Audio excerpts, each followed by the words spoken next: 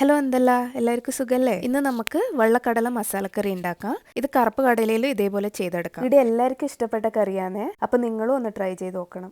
അപ്പം ഇതിനായിട്ട് ഒരു പാനിൽ എണ്ണ ഒഴിച്ചിട്ട് അതിലേക്ക് ഗ്രാമ്പൂ, ഏലക്ക, പട്ട, ഒരു അര ടീസ്പൂൺ പെരിഞ്ജീരകം, ഇതൊന്ന് മൂത്ത് വരുമ്പോഴത്തേക്ക് ഒരു ടേബിൾ സ്പൂൺ ഇഞ്ചി വെളുത്തുള്ളി ചതച്ചതൊന്ന് ഇട്ടിട്ട് നല്ലോണം ഒന്ന് മൂപ്പിക്കുക.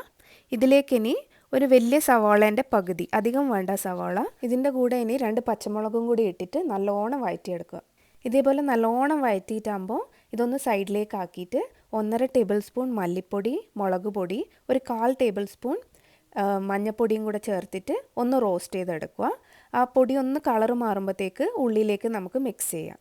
ഇനി ഇതിലേക്ക് ഒരു ചെറിയ തക്കാളി അരിഞ്ഞത് ഇട്ടിട്ട് അത് സോഫ്റ്റ് ആവുന്ന വരെ ഒന്ന് വേവിച്ചെടുക്കാം. ഞാൻ 3 കപ്പ് കടലയാണ് എടുത്തത്. അതൊരു 8 മണിക്കൂറോളം വെള്ളത്തിൽ കുതിർത്ത് വെച്ചതാണ്.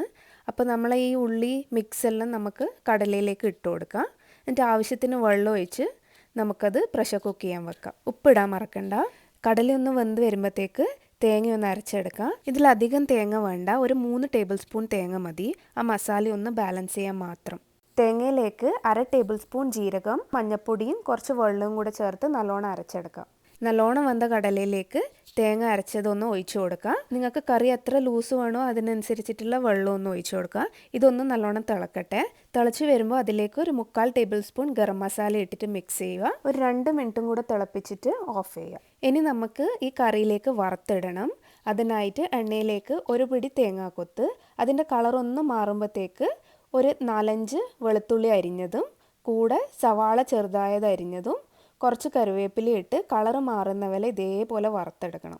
ഇനി ഇത് നമ്മൾ കറിയിലേക്കിട്ട് മിക്സ് ചെയ്യണം. ഈ ഒരു വറവാണ് ഈ കറിക്ക് ഏറ്റവും ടേസ്റ്റ് കൊടുക്കുന്നത്. അതുകൊണ്ട് ഈ സ്റ്റെപ്പ് എന്തായാലും മിസ് ചെയ്യാതെ നോക്കണം. അപ്പോൾ നമ്മളെ കറി റെഡി ആയിട്ടുണ്ട്. ഇത് നമുക്ക് ദോശ, പുട്ട്, ചപ്പാത്തി, ഇനിയിപ്പോൾ ചോറിൻ്റെ കൂടെ വേണമെങ്കിൽ അതിൻ്റെ കൂടെയും നല്ല സൂപ്പറായിട്ട് പോകുന്ന കറിയാണ്.